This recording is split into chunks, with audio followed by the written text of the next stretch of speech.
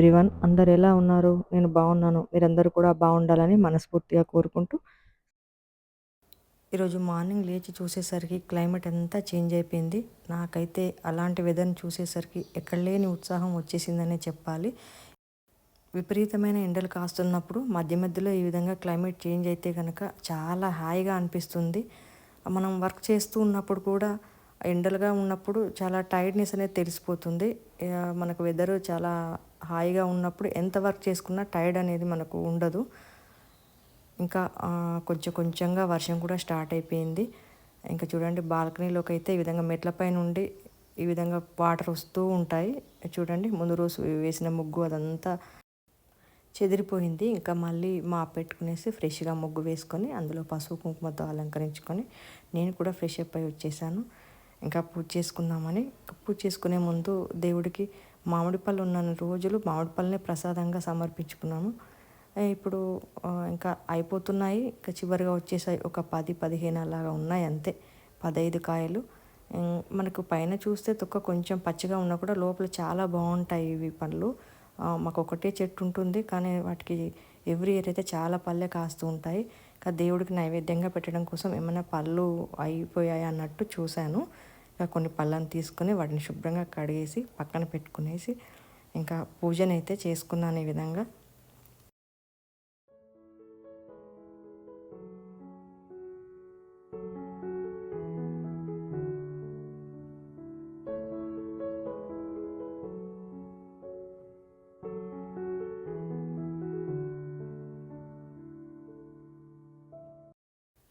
కిందన మందార పూలు అయితే చాలా ఎక్కువగానే విడుస్తున్నాయి. మందారాలు చాలా రకాలే పెట్టాము.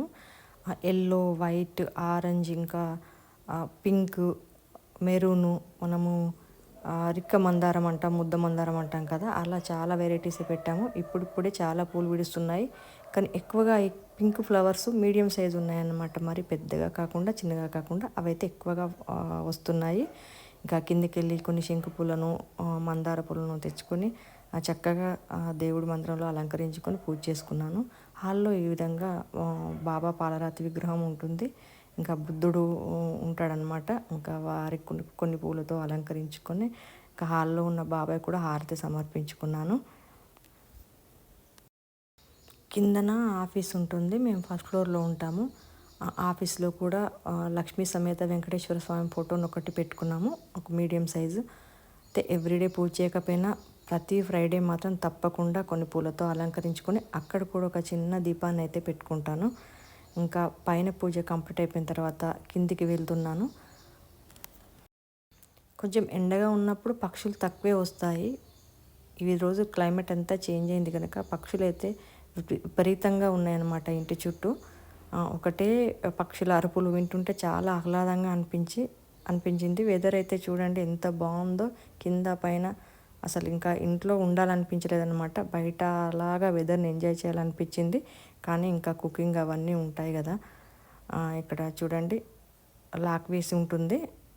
ఇంకా లాక్ తీసి ఈ విధంగా వెంకటేశ్వర స్వామిని పూలతో అలంకరించుకొని పూజ అయితే చేసుకున్నాను.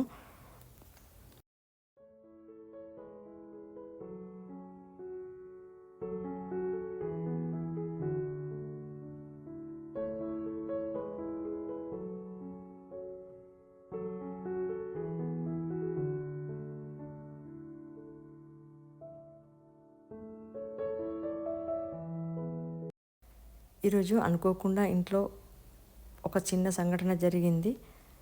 అంటే మాకే తెలియకుండా అనమాట. ఇక్కడ పక్షులు ఎక్కువగా వచ్చాయి ఈరోజు అని చెప్పాను కదా. పక్షుల్ని చిన్నగా వీడియో తీసి ఇక్కడ అప్లోడ్ చేద్దామన్నట్టు నేను వెళ్ళాను. అంటే తెలుసు కదా, మన చిన్న సవ్వడి విన్నా కూడా అవి పక్షులు ఎగిరిపోతాయి. ఇక్కడ ఒక 2 పక్షులు ఉన్నాయన్నమాట. వాటిని వీడియో తీద్దామనే లోపే అరుపులు వినేసి ఆ విధంగా వెళ్ళిపోయాయి 2. ఇంకా సరేలే అనేసి నేను ఇంట్లోకి వచ్చి డోరు దగ్గర పెట్టాను. డోరు ఎప్పుడు ఓపెన్ ఉందో తెలియదు, ఎప్పుడు వచ్చాయో తెలియదండి. 2 జంటగా పక్షులు ఇంట్లోకి వచ్చి అవి చేసిన సందడి అయితే అంత ఇంత కాదనమాట. ఒక 5 మినిట్స్ మామూలుగా సందడి చేయలేదు. ఈ విధంగా అటు ఇటు హాల్లో తిరుగుతూనే ఉన్నాయన్నమాట. మాకు కూడా ఎటు పంపించాలి, ఎక్కడ డోరు ఓపెన్ చేయడానికి మాకు అది అర్థం కాలేదు. ఇంకా తర్వాత అవి డోరు పైన వెళ్ళి వాలిపోతున్నాయి. ఇంకా అక్కడ ఫ్రంట్ డోరు, ఓపెన్ చేసేసరికి ఈ విధంగా ఒకదాని తర్వాత ఒకటి వెళ్ళిపోయాయి. కానీ భలే గమ్మత్తుగా అనిపించింది. అసలు డోర్ పెద్దగా ఓపెన్ చేసినట్టు మాకే తెలియలేదు. ఎప్పుడొచ్చి దాక్కున్నాయో తెలియదు. నేను కిచెన్లో వర్క్స్ చేసుకుంటూ ఉంటే కొంచెం ఏదో సౌండ్ వస్తుంది ఇంట్లోనే అని నేను అనుకోవట్లేదు, బాల్కనీలో వస్తుందని అనుకున్నాను. తీరా చూసేసరికి హాల్లో మంచిగా చక్కగా ఈ విధంగా ఆడుకుంటున్నాయి రెండు. ఇంకా అప్పుడు వచ్చేసి డోర్లు ఓపెన్ చేసేసి ఈ విధంగా రెండు జంట పక్షులు అనమాట, రెండింటిని బయటికి పంపించేశాము.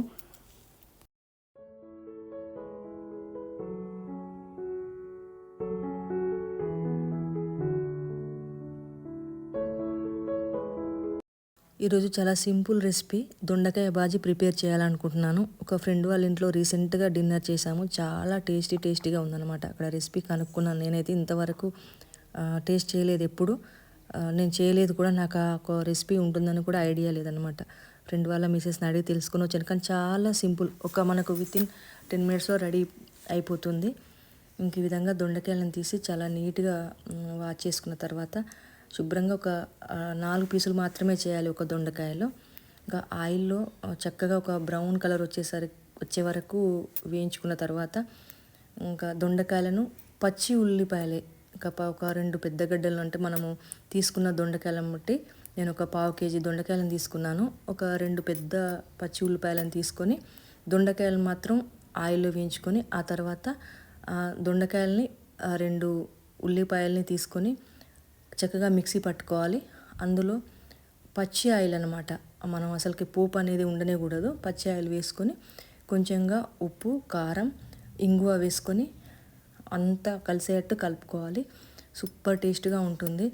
ఇంకొంచెం ఈ విధంగా క్లైమేట్ అంతా చేంజ్ అయ్యి బయట రైనీగా ఉన్నప్పుడు అయితే కొంచెం స్పైసీగా అలా తినబుద్ధి అవుతుంది కదా, అప్పుడు ఈ రెసిపీ చాలా బాగుంటుంది. చాలా టేస్టీగా వచ్చింది. ఫస్ట్ టైం చేసినా కూడా ఏమీ లేదండి, చాలా సింపుల్ అనమాట. అన్నీ మనం తగినట్టుగా వేసుకుంటే కనుక చాలా బాగుంటుంది. ఈ రెసిపీకి కాంబినేషన్గా పప్పుచారు లేదంటే టమాటా రసం కానీ కొన్ని అప్పడాలు వడియాలు పెట్టుకొని తింటే కనుక చాలా బాగుంటుంది. చపాతీల్లో కూడా చక్కగా సర్వ్ చేసుకొని తినవచ్చు. సమ్మర్ అంతా కంప్లీట్ అయిపోయి స్కూల్స్ అయితే రీఓపెన్ అయ్యాయి. స్కూల్స్ హడావిడంతా సందడి స్టార్ట్ అయిపోయింది. పాపం పిల్లలు చాలా చక్కగా ఎంజాయ్ చేసి ఉంటారు. ఇప్పుడు స్కూల్కి వెళ్ళాలంటే కొంతమందికి అయితే భారంగా అనిపిస్తూ ఉంటుంది. స్కూల్కి వెళ్ళే కిడ్స్కే కాదు, వాళ్ళ పేరెంట్స్ కూడా హడావిడి సందడి అంతా స్టార్ట్ అయిపోయినట్టే. అప్పుడు అనిపిస్తూ ఉంటుంది పేరెంట్స్ కూడా, పిల్లలు ఇంకా ఎప్పుడెప్పుడు పెరిగిపోతారు, ఎప్పుడెప్పుడు పెద్దవారు అయిపోతారని. కానీ ఏమైనా చిన్నపిల్లలు ఉన్నప్పుడంతా హ్యాపీనెస్, పెద్దగా అయిపోయిన తర్వాత వాళ్ళు ఎక్కడెక్కడికో జాబ్ల పర్పస్ కానీ హయ్యర్ స్టడీస్ కోసం కానీ దూరంగా వెళ్తున్నారు కదా. చాలా అప్పుడైతే అంతా బోసిపోయినట్టుగా మనకు అదోలా ఉంటుంది. మన పిల్లలు మన దగ్గర ఉన్నప్పుడే మనకు అసలైన హ్యాపీనెస్ అనేది మన లైఫ్లో ఉంటుంది. దేవుడి దగ్గర నైవేద్యంగా పెట్టిన మ్యాంగోస్ని తీసి ఈ విధంగా తీసుకొని కట్ చేస్తున్నాను. ఇంకా తినేసేద్దామని. ఎవరైనా టైంకి ఇంటికి వచ్చినప్పుడు ఆ విధంగా ఇస్తూ ఉంటాను, మనకు మేడ్స్ కానీ ఎవరైనా ఉన్నప్పుడు. ఇంకా లేదంటే మేమే తినేస్తూ ఉంటాము. ఇంకా ఇయర్ అయితే ఎన్ని మ్యాంగోస్, మా తోటలో పడిన మ్యాంగోస్ని చాలా చక్కగా ఎంజాయ్ చేసాము. సమ్మర్ అంతా మనకు మ్యాంగోస్తో ఎంజాయ్ చేసామన్నమాట. ఇంకా సమ్మర్ అయిపోయింది, ఇంట్లో ఉన్న మ్యాంగోస్ అయిపోయాయి. నేను ఈ డేలో చేసిన చిన్న వర్క్స్ని అయితే షూట్ చేసి ఈ వ్లాగ్లో మీకు షేర్ చేశాను. మీకు ఎలా అనిపించింది ఈ వ్లాగ్? మీకు కూడా నచ్చాలని మనస్ఫూర్తిగా కోరుకుంటూ ఇవాళకి ఇంతేనండి వీడియో. మరో మంచి వీడియోతో మళ్ళీ కలుద్దాం. అంతవరకు బాయ్ అండి.